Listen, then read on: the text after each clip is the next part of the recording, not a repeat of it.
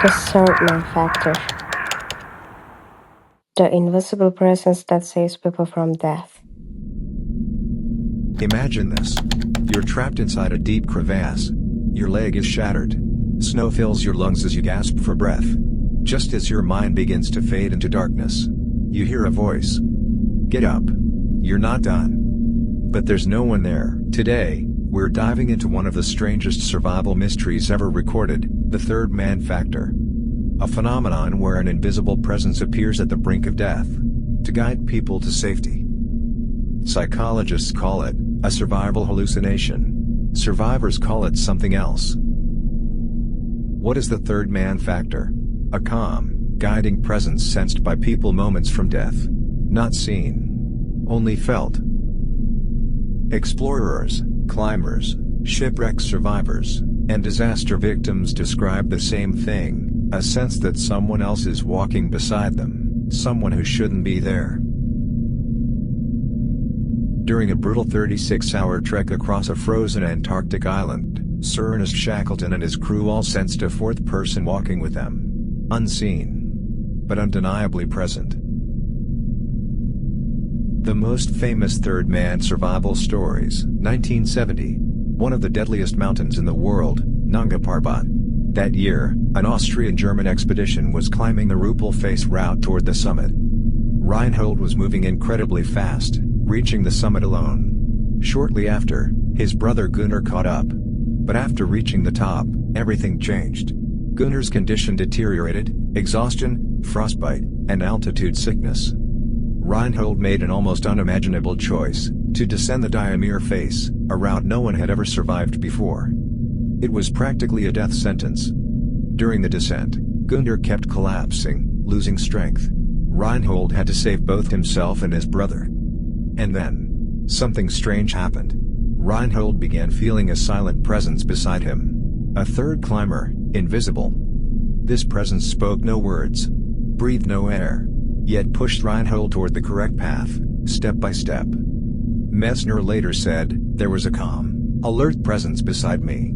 I felt its rhythm with every step." Without this presence, he would have made fatal mistakes during the descent.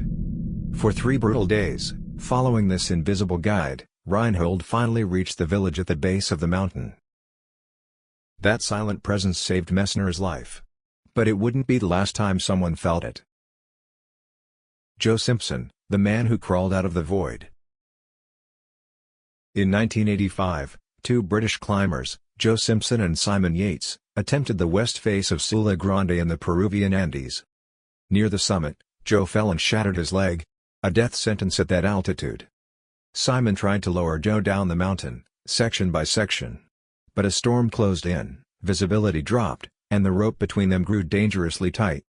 Simon couldn't see, couldn't hear, and had no idea Joe was hanging over a crevasse. He made a choice. He cut the rope. Joe fell into the darkness of a deep crevasse. He should have died there. But then, he heard something. A voice. Clear, steady, commanding. Get up. Move. He followed the voice through the crevasse, crawling for hours. The presence guided him, step by step, toward the light. With a shattered leg, no food, no water, and no hope, Joe crawled nearly 5 miles across the glacier. 3 days after Simon cut the rope, Joe crawled into camp. Still alive. Joe later said the presence felt absolutely real. A calm, silent companion, who kept him alive when logic said he should die. And he was completely alone. Why does the third man appear? Scientists call the third man experience an adaptive hallucination, a psychological survival mechanism that activates when the brain is close to shutting down. The key area involved is the temporoparietal junction, or TPJ, the part of the brain that creates your sense of self and body awareness. Swiss neuroscientist Olaf Blank discovered that when he electrically stimulated the TPJ, patients instantly felt a presence standing beside them, not seen visually, but sensed as absolutely real. Under extreme stress, cold, fear, exhaustion, lack of oxygen, the brain creates a second self to guide you. A calmer, stronger version of you. Unlike normal hallucinations, the third man is organized, helpful, and purposeful. It appears only in critical moments. Exactly when survival depends on clarity. Some scientists believe the experience evolved to protect early humans from danger, a built-in emergency guide. Psychologist Peter Swadefeld says the third man isn't just hallucination, it's proof of how incredibly resilient the human mind can be.